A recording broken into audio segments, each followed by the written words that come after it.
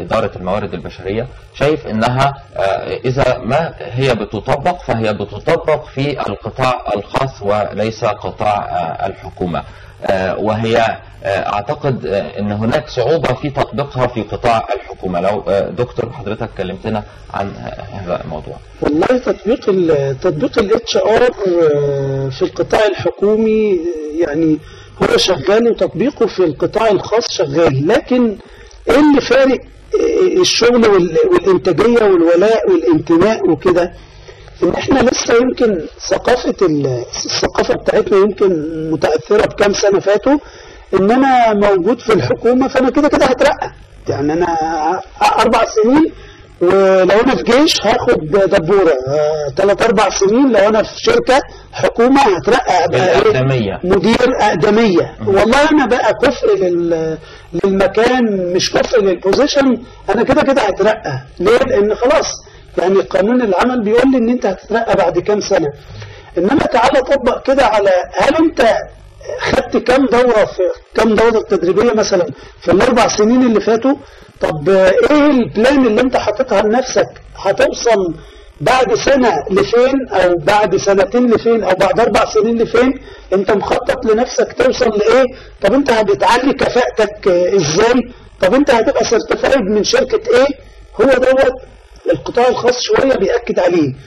برضو عاوز ارجع للمدير في القطاع الخاص والمدير في القطاع العام، الاثنين لو عندهم انتماء وولاء هتلاقي نفس الانتاجيه. انما في القطاع الخاص عشان صاحب العمل هو بيدفع كل الفلوس، هو اللي بيدفعها، فهو قلقان جدا، هو عاوز ياخد بيها شغل.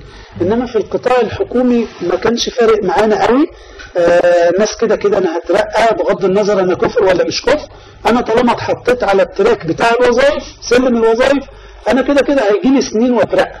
والله انا كفء مش كفء مش فارقه معايا.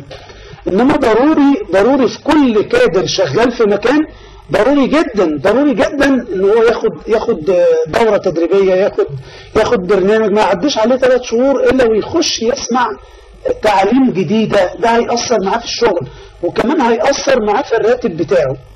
يمكن الدورات التدريبية اللي بتعقد في القطاعات الحكومية بتكون يعني اختبار، نقدر نقول دورات نمطية جدا، قديمة جدا، وبيبقى هدفها فقط الترقي، يعني ان الشخص يصل او يحافظ على الترقية بتاعته او يصل لترقية اعلى.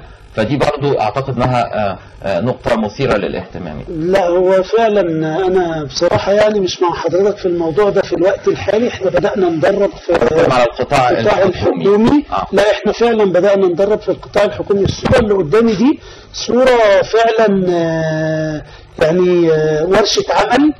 دخلنا في ورشة العمل دي استبيانات واستقصاء، دخلنا في ورشة العمل لعبة هنقوم نلعبها، فما بقتش نمطي زي اللي هو محاضرة الناس قاعدين انا وهم كمان جايين بتكليف من المدير يحضروا التدريب. لا احنا بدأنا نغير موضوع التدريب ده حتى في القطاع الحكومي. يعني الكلام ده مثلا في نقابة المعلمين شغال حقيقي، وفي لعب ببلالين، ولعب لعبة اسمها عنكبوت، ولعبة تاني اسمها بدبابيس معينة.